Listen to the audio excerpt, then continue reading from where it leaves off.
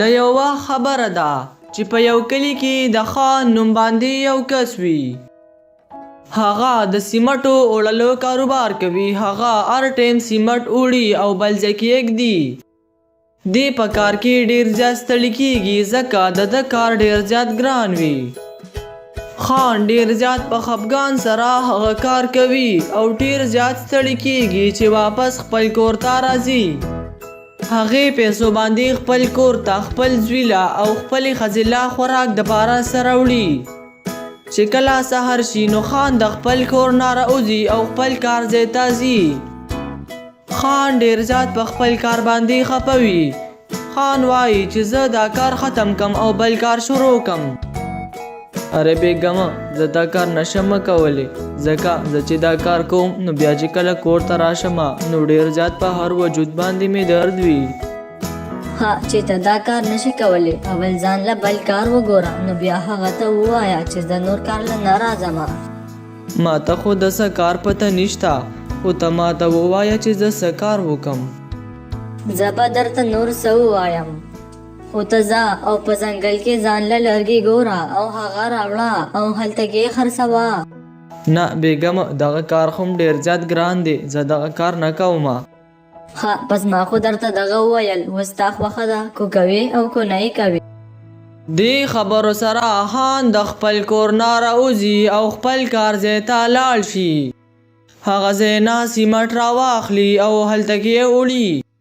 بیا دغه شان خان هم ډیر زیات خفه وي. بیا ټوله ورځ تېره شي. ماښام خان واپس خپل کور ته راشي. دا کار خو ما ډیر زیات خرابوي زه نور دې کار له نه ځم. زه اوس بهر ته ځم کو چېرته چا راته څه کار وښودو. ها بس صحیح ده چې ته ډېر زیات په دې کار باندې خفه یې نو بیا داسې آسان کار وګوره چې دا حمزه هم در سره ځي او دې در سره کار کوي. نو بیا چې تاسو دواړه کار ته یو یې نو تا ته به هم لږه اساني وي او حمزه به هم په هر څه باندې پوه شي. ارے ماما زه هم ورسره ځم زه به ورسره خامخا ځم. ها بچې ته به هم راسره ځې خو ورېږه زه آسان غونته کار چېرته ګورم کو چا راته وښودو. خان بیا بهر ته لاړ شي او څوک ګوري چې په دې کې خپل ملګري ورله په نظر باندې ورشي.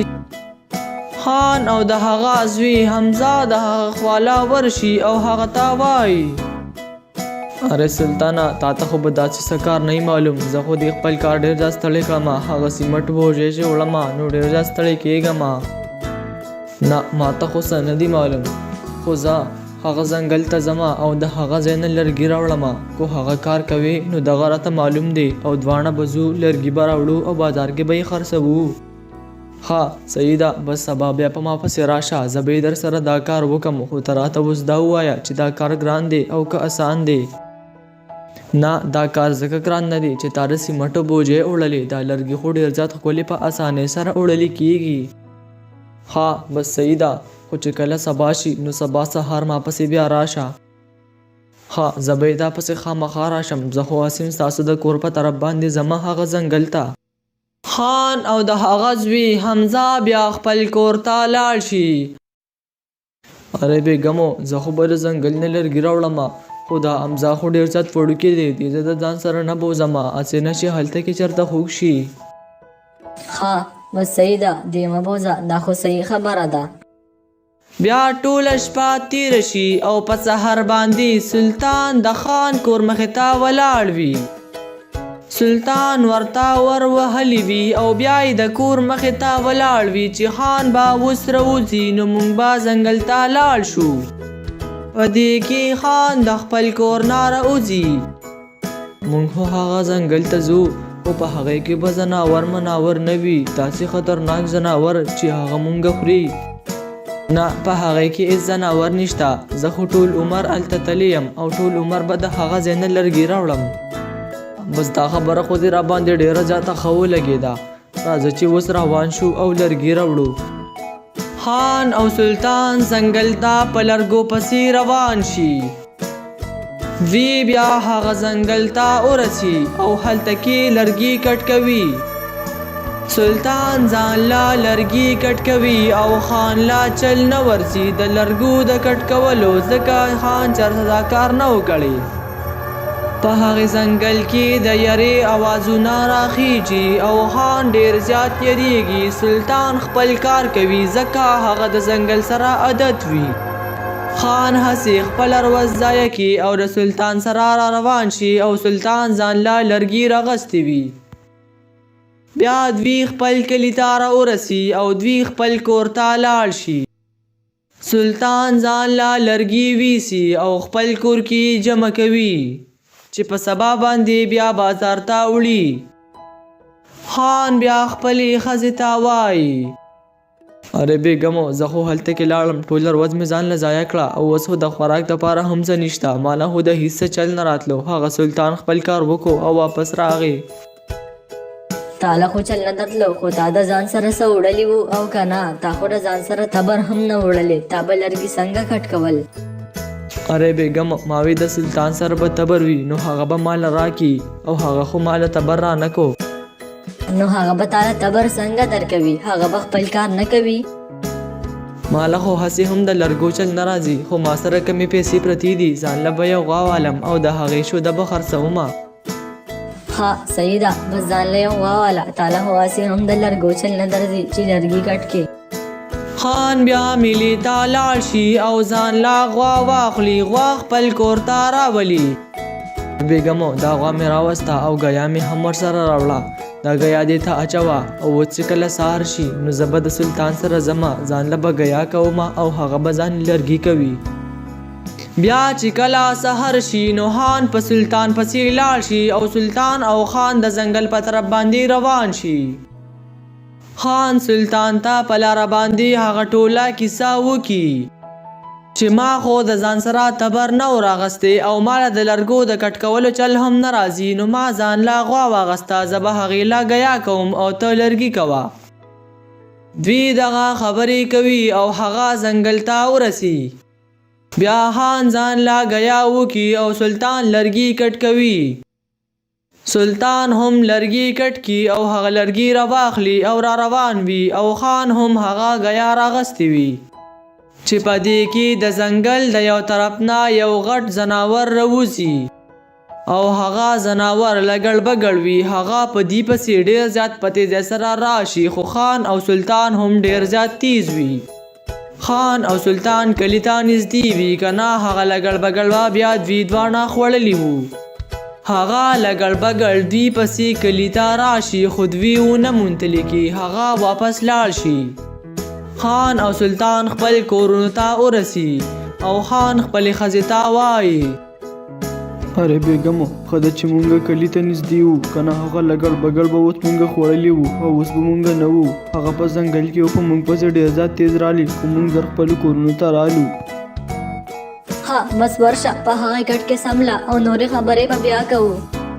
دغه شان سلطان هم خپلې ښځې ته دغه خبرې وکړي او هغې ټول هم ډېر زیات ویریږي. بیا چې کله سهار شي نو خان او سلطان یو ځای شي او په کلي کې خلکو ته دا خبرې وکړي چې زمونږ کلي ته خو لګړ بګړ راغلی و او کیدی شي هغه بیا هم راشي. هغه مونږ پسې د ځنګل نه ډېر زیات تیز راغی او مونږ په ځنګل کې ګیا کوله او دا هم ورته ووایي چې مونږ په هغې ورځ باندې ډېر زیات ستړي شوي وو او بیا هم زر زر ځان خپل کور ته رسولی وو. اره دا تاسو څنګه خبرې کوئ؟ دا لګړ بګړ خو یو پیره مونږه مړ کړی و دا څنګه بیا راغی؟ تاسو اوس مونږه یاروئ چې د ده کلي نه نه راوځي نو ښه به وي. زمونږ ستاسو سره سپیمه ده خو مونږ درته صرف دومره وایو چې خپل واړه د کورونو نه بهر ته مه راپرېږدئ او پخپله هم داسې خاص مه راوځئ. سلطان او خان خلکو ته دا خبرې کوي چې خلک ورپسې خاندي چې دی مونږ لا دوکه راکوي. سلطان او خان بیا خپلو کورونو ته لاړ شي چې ماښام وي. اره بیګمه مونږ اوس په دې کلي کې داسې په ازاده نشو ګرځېدی او اوس به زه ځنګل ته ځمه او ګیا به راوړم نو هغه ځنګل کې خو هم لګړ بګړ دی نو اوس به مونږ څه کوو خو داسې چل به وکړو چې دا غوا به خرڅه کړو. چې کله مو دا غوا خرڅه کړه نو په هغې پیسو باندې به خپل ژوند تېروو نو بیا چې کله هغه لګړ بګړ لاړ شي او ختم شي نو بیا به زه خپل کار کوم. ښه بس دا خبره هم صحیح ده. سبا به دا غوا بوځې او خرڅه به یې کې. بیا چې کله سحر شي نو خان هغه غوا بهر ته راوباسي او چې میلې ته یې بوځي. هغه غوا میلې ته بوځي او هلته کې یې خرڅه کړي. بیا خان پیسې خپل کور ته راوړي. اره بیګمو هغه غوا مې بس په 1 لک روپۍ باندې خرڅه کړه او په دې باندې به مونږ ژوند تېروو. چې کله لګړ بګړ ختم شي نو بیا به د کورونو نه بار وځو. او حمزه ته هم ووایه چې د کور نه بار نه وځي. او سلطان هم دغه شان چل وکړي. هغه هم د خپل کور نه بار نه راوځي او نه خپل بچي بار ته راپرېږدي. کلیوالا په خان او په سلطان پسې ډېر زیات خاندي چې دوی ډېر زیات یریږي او دوی ډېر زیات بې زړه دي. او دا خبره هم کوي چې دوی مونږه یروي چې دوی په کور کې کښېني نو ښه به وي. دغه شان ټول کلیوالا بهر ګرځي او ښه په ازادۍ باندې ژوند تېروي. او واړه هم بهر ګرځي چې دوی ورته هیڅ نه وي ویلي. خان او سلطان ځان بند کړي وي او هغوی بهر ته نه راوځي ځکه هغوی ډېر زیات یریدلي وي. دغه شان بیا وخت وشي او هغه لګړ بګړ ډېر زیات وږي شي د خوراک دپاره ورته څه میلاو نه شي نو هغه د دې کلي ته راشي. او هغه لګړ بګړ بیا د دې کلي ته را روان شي چې ځان لا د خوراک دپاره څه ګوري. د کلي والا واړه ماشومان بهر ته لوبې کوي او هغه لګړ بګړ پې ورشي. څه وخت پس چې ورلا ټول ماشومان خوړلي وي هغه کلي والا راشي او چې خپلو ماشومانو ته وګوري نو په ځای باندې بېهوشه شي. د دې ویډیو نه موږ ته دا سبق ملاویږي چې د چا په خبرو پسې خندا مه کوئ. هسې نه هغه بیا الټه په تاسو باندې هغه اثر کوي.